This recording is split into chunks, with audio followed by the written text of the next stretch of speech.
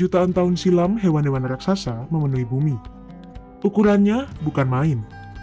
Keberadaan mereka seperti buaya, ular besar, dan hewan bersayap yang melintasi angkasa. Cuma, ukurannya sebesar pesawat dan mobil. Akan tetapi, sampai hari ini hanya segelintir saja hewan besar di planet bumi.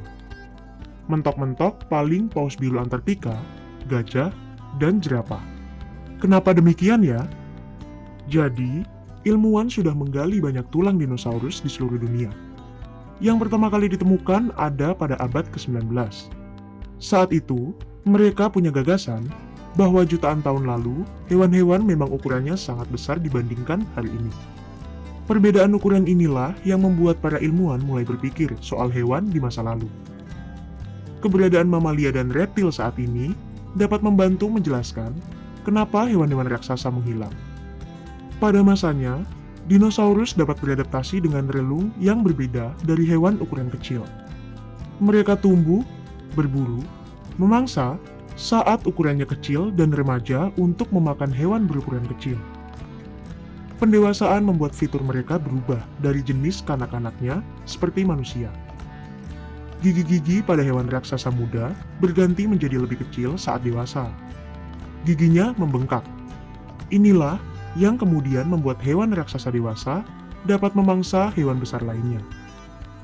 Gerard Vermeij, profesor geobiologi dan paleobiologi di University of California, Davis, mengatakan, mamalia adalah makhluk berdarah panas atau endotermik. Mereka membutuhkan banyak bahan bakar untuk kehidupannya. Inilah yang membedakan hewan besar purba dan yang ada hari ini. Gajah adalah endoterm penuh, dan dinosaurus setidaknya dinosaurus herbivora mungkin sebagian besar tidak, ujar Vermeij di Life Science. Jika kebutuhan makanan untuk, katakanlah, seekor gajah raksasa mungkin 5 kali lebih besar daripada kebutuhan dinosaurus terbesar sekalipun. Ahli paleontologi memperdebatkan apakah dinosaurus itu berdarah dingin atau panas. Tetapi, sains saat ini menempatkan banyak spesies hewan pada gradien antara berdarah dingin dan berdarah panas. Dinosaurus berada di jenis paling bawah antara berdarah panas dan dingin. Hal ini membuat tubuh besar mereka lebih mudah secara energi. Vermeij, lewat sebuah studi di jurnal PLOS ONE tahun 2016, menyimpulkan bahwa ukuran besar hewan dibutuhkan di lingkungan yang tepat. Semua raksasa sebagian besar bergantung pada sumber daya yang memadai. Sumber daya itu bisa diproduksi dan didaur ulang oleh ekologi alam yang sangat kompleks. Artinya, ekologi harus menghasilkan oksigen, makanan, dan habitat yang cukup untuk membuat makhluk berukuran raksasa. Ekologi seperti ini sangat besar pada masa awal dinosaurus periode Trias Tengah. Dalam satu perubahan lingkungan yang berpotensi penting, atmosfer purba punya konsentrasi oksigen yang lebih tinggi. Inilah yang mungkin berperan dalam gigantisme, khususnya di antara serangga. Sebuah penelitian di jurnal Proceedings of the National Academy of the Sciences tahun 2012 oleh para peneliti di UC Santa Cruz mengungkapkan bahwa bentang sayap di antara serangga terbesar prasejarah melacak peningkatan kuno dalam konsentrasi oksigen. Pembuat gigantisme juga tidak boleh melupakan unsur penting, yaitu waktu.